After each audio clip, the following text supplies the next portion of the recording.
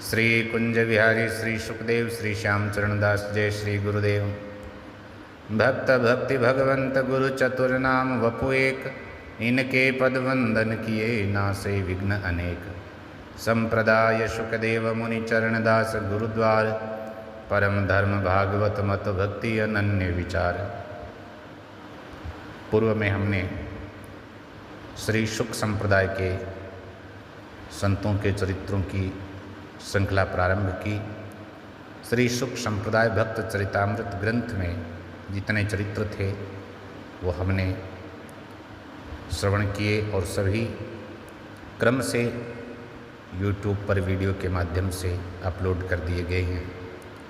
भक्त चरित्रों की श्रृंखला को जारी रखते हुए आज हम प्रारंभ करते हैं श्री अवध बिहारी लाल कपूर साहब द्वारा रचित नवभक्तमाल ग्रंथ, जिसमें राजस्थान के भक्तों के चरित्रों का संकलन है। तो नवभक्तमाल में सर्वप्रथम हम आज श्रवण करते हैं राव श्री सिहाजी राठौड़ का चरित्र। 13वीं शताब्दी का समय था। भारत के क्षितिज पर संकट के बादल मंडरा रहे थे।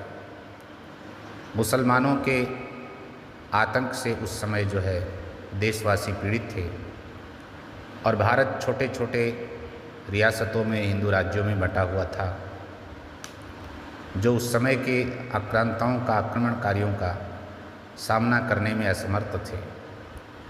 और उस समय भी राजस्थान की दशा तो विशेष रूप से शोचनीय थी। वहाँ के छोटे छोटे भूपति मुसलमानों, लुटेरों और बदमाशों से प्रजा की रक्षा करने में तो असमर्थ थे ही, वे स्वयं भी उन्हें भांति भांति से पीड़ा पहुंचाने में कसर नहीं रखते थे। यथेच्छाचारिता मतलब अपनी इच्छानुसार मनमर्जी करना और अराजकता करना, इस तरह का बोलबाला था।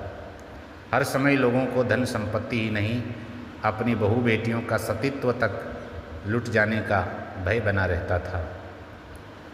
ऐसे में संमत 1268 में राव सिहाजी का मारवाड़ के हथुंडी गांव में जन्म हुआ, जिसे हस्ती कुंडी भी कहते हैं। वे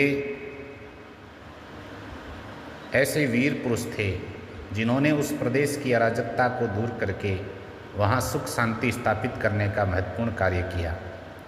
और वे ही आगे चल करके जोधपुर, बीकानेर, किशनगढ़, कुशलगढ़, झाबुआ, ईडर, रतलाम आदि राजस्थान के बहुत से सुसंगठित और सुचालित राज्यों के आदि पुरुष सिद्ध हुए। वे ही राजस्थान के राजघरानों में भक्ति की परंपरा डालने वाले और राजस्थान की मरुभूमि को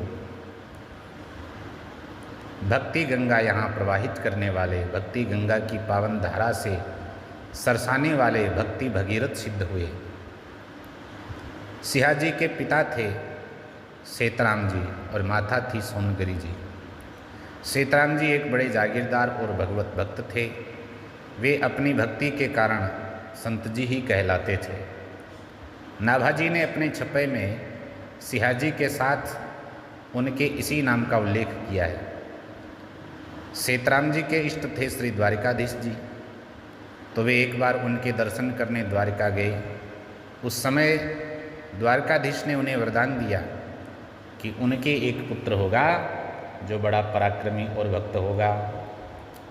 और उसी वरदान के फलस्वरूप सिहाजी का जन्म हुआ। बचपन से ही उनके वीरत्व के लक्षण प्रकट होने लगे। उन्होंने अल्पावस्था में ही एक बार एक सिंह को मार डाला था। तभी से उनका नाम जो है सिहा पड़ गया, ऐसा कहते हैं। सिहाजी अपने पिता की तरह ही द्वारकाधीश के बड़े भक्त थे। अपनी धर्मपरायणता, भक्ति और शौर्य, वीर्य के कारण ही वे प्रसिद्ध थे। उनके क्षेत्र के लोग उनका बड़ा आदर करते थे, उन्हें अपना सरदार मानते थे और उनके लिए मर मिटने के लिए भी तैयार रहते थे। सिहाजी की 2 पत्नियां थीं, पार्वती सोलंकिनी जी और चावड़ी जी। पार्वती सोलंकिनी जी कोलूमंड के सरदार की पुत्री थी और बड़ी भक्त थी। एक बार उनके आग्रह से सियाजी ने द्वारकाधीश के दर्शन के लिए द्वारका की यात्रा की और द्वारका जाते समय वे मार्ग में पाली जो है भीनमाल के एक पालीवाल ब्राह्मण के घर ठहरे। भीनमाल पाली में ही पालीवाल ब्राह्मण के घर में रुके और वहाँ के ब्राह्मणों ने उनका बड़ा आदर सत्कार किया। एक दिन वहाँ के क्षत्रियों ने भी उन्हें भोजन के लिए आमंत्रित किया और भोजन परोसने के लिए विधवा बालिकाओं को नियुक्त किया। सभी बालिकाओं की विधवा स्त्रियों की सी वेशभूषा देख करके सियाजी ने क्षत्रियों से पूछा, भाई यहाँ विधवा बालिकाओं की संख्या ज़्यादा दिख रही है, इसका कारण क्या है? क्षत्रियों ने कहा, महाराज यहाँ मुस्लिम आक्रमणकारियों और लुटेरों बदमाशों का आतंक बहुत ज़्यादा है। उनका सामना करने में दिन प्रतिदिन युवक मारे जाते हैं और उनकी पत्नियां विधवा हो जाती हैं। यहाँ का भूपति स्वयं अपनी ही रक्षा नहीं कर पाता तो हमारी क्या करेगा? इसलिए हम सब संत्रस्त हैं। आपसे प्रार्थना करते हैं कि हमारी रक्षा के लिए कुछ करें। आपको छोड़ और कौन ऐसा पराक्रमी और दयावान पुरुष है जो हमारी रक्षा कर सके? क्षत्रियों की बात सुनकर के सियाजी का हृदय द्रवित हुआ। उन्होंने तत्काल कुछ करने का निश्चय कर लिया, पर कहा कि अभी तो हम द्वारका यात्रा पर जा रहे हैं, वहाँ से लौटने पर अवश्य आप लोगों की रक्षा का कुछ उपाय करेंगे। द्वारका जाकर के सियाजी वहाँ कुछ दिन रुके। वे नित्य गोमती में स्नान करके द्वारकाधीश जी के दर्शन करते। एक दिन द्वारकाधीश ने स्वप्न में कहा, यहाँ से लौटने पर तुम्हारे एक पुत्र होगा, वह बड़ा प्रतापशाली होगा, उखामंडल पर शासन करेगा और इसे यवनों से मुक्त करेगा। द्वारका से लौट करके सियाजी ने अपनी शक्ति संगठित की। उन्हें जन समुदाय का विश्वास प्राप्त था। उनके सहयोग से उन्होंने एक सेना खड़ी की और पाली पर हमला किया। पाली में छोटे छोटे चौहान सरदारों का राज्य था।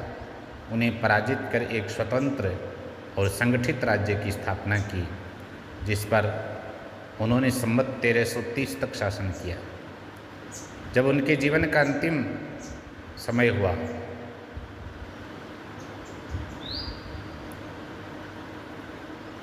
जब उनके जीवन का अंत हुआ, 1330 तक की बात है, उनके शासनकाल में प्रजा हमेशा चैन की सांस लेती थी।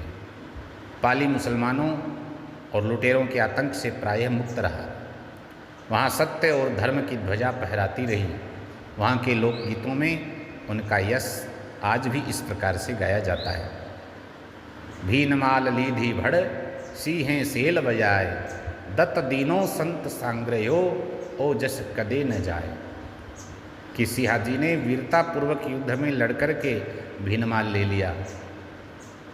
उन्होंने दान देकर और धर्म धारण करके जिस यश का विस्तार किया है, वह यश क्या कभी जाने वाला है? अर्थात नहीं। एक बार पाली पर एक राजा ने चढ़ाई की, जो देवी का बड़ा भक्त था। प्रत्येक युद्ध में उसकी देवी की सहायता से विजय होती थी, पर इस युद्ध में उसकी पराजय हुई।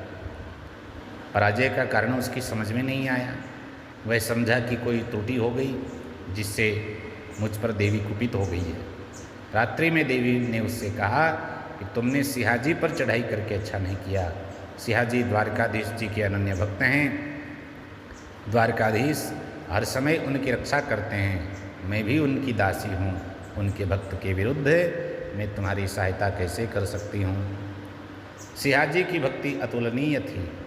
वे पूजा पाठ, ध्यान आदि में ही अपना अधिकांश समय व्यतीत करने लगे थे। भगवान नाम कीर्तन से उन्हें बड़ा प्रेम था। वे नित्य संध्या समय अपने क्षेत्र के बच्चों को बटोरकर उनके साथ कीर्तन किया करते। कीर्तन के पश्चात उन्हें कुछ मिठाई भी प्रसाद के रूप में बांटते थे। प्रभु को स्वयं भी सियाजी का कीर्तन बहुत अच्छा लगता। वे कभी किसी रूप में, कभी किसी रूप में आकर के कीर्तन करने वाले बालकों के बीच में बैठ जाया करते और उनके साथ स्वयं भी कीर्तन करते।